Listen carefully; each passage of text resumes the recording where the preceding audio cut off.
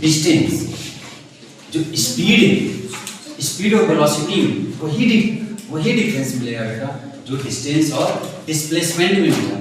जैसे हमने कितनी आसान भाषा में समझ लिया कि जो डिस्टेंस को ट्रेवल करेगा, जो डिस्टेंस को तय करता है वो क्या है, स्पीड है, और जो डिस्प्लेसमेंट को तय करेगा वो क्या है, वेलोसिटी है।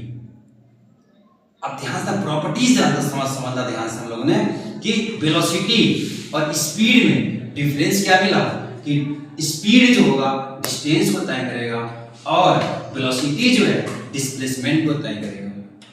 अब स्टैंडर्ड यूनिट में देखते हैं इसका रिलेशंस क्या, इक्वेशन क्या है, speed equal to distance upon time और वेलोसिटी क्या हो जाएगी, velocity equal to displacement upon time. यही है इक्वेशन बनेगा ये। Okay, unit time. अब देखिए आप कोई भी चीज को आप उसको मेजरमेंट करने के लिए हमें क्या करना पड़ेगा, टाइम को बाउंडेशन देना पड़ेगा। जैसे आप 1600 मीटर का रेस तो कोई भी जीत जाएगा, नहीं जीत जाएगा। अब कह दिए बेटा 1600 मीटर दौड़ के आओ, आप भी दौड़ जाएंगे, एक छोटा सा नन्हा सा प्यारा सा बच्चा भी दौड़ जाएगा। लेकिन कह दिया जाए चलो आपके पास 2 मिनट है, दौड़ के आओ, क्या सब कोई दौड़ेगा? तो वही ना, वही पता चलेगा ना उसकी स्पीड कितनी है।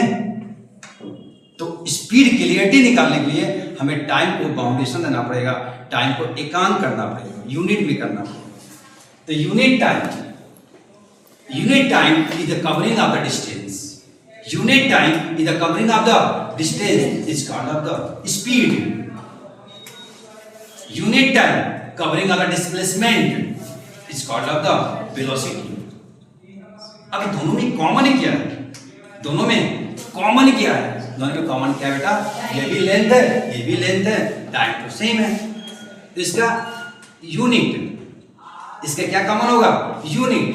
इसका भी यूनिट क्या होगा, डिस्टेंस का यूनिट मीटर, डिस्टेंस का यूनिट मीटर क्योंकि लेंथ है, और टाइम का यूनिट सेकेंड, तो मीटर पर सेकेंड, या इसको लिखने का मेथड सेम और मीटर पर सेकेंड माइनस पावर 1।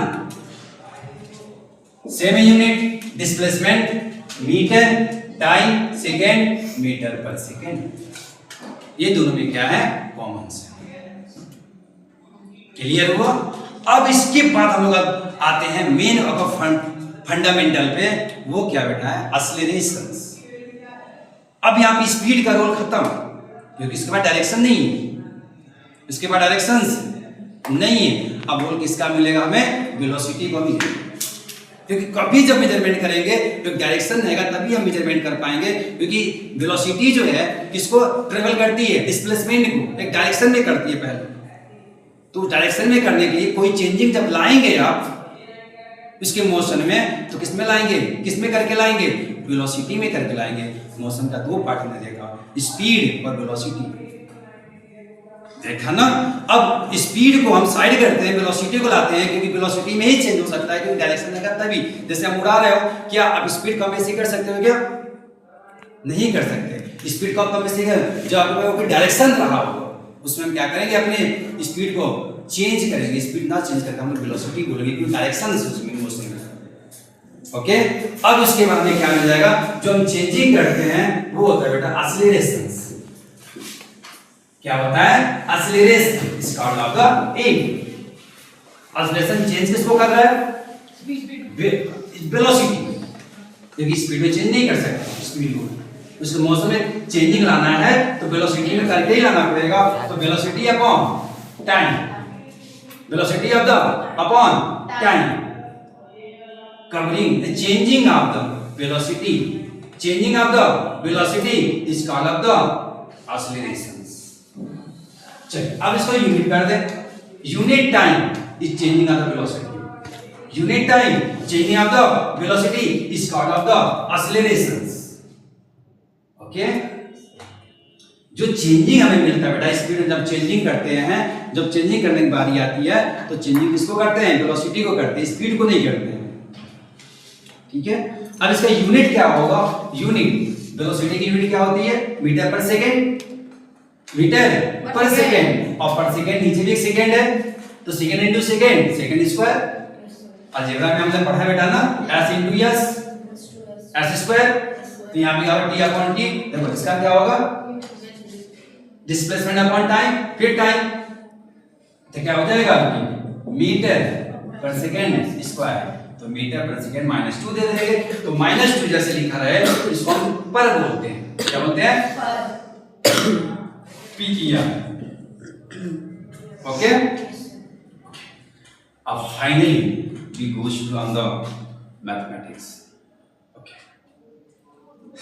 इतना सीरियस मत होना बेटा। मैथ्स अभी हम जो डिस्कस कर रहे थे, हम मैथ को ही कर रहे थे। मैथ साइंस से अलग नहीं है। अगर मैथ को आप साइंस से अलग कर दोगे तो आप साइंस को नहीं समझ सकते। इसलिए कहा गया बेटा कि math is the key of the science, math is the key of the science. अभी हम मैथ के स्टूडेंट नहीं होते हैं, हमने जो भी आपको साइंस को समझाया, क्या समझ में आता? नहीं आता। इसलिए मैथ को विषय की तरह मत पढ़िएगा। इसलिए मैथ हर जगह इन्वॉल्व होते हैं। क्यों?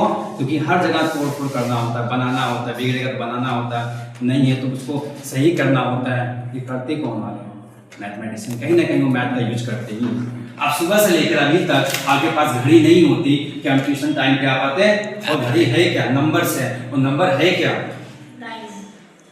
नंबर्स नहीं, क्या मैथ्स। तो मैथ से भागेंगे नहीं, मैथ से डरेंगे नहीं।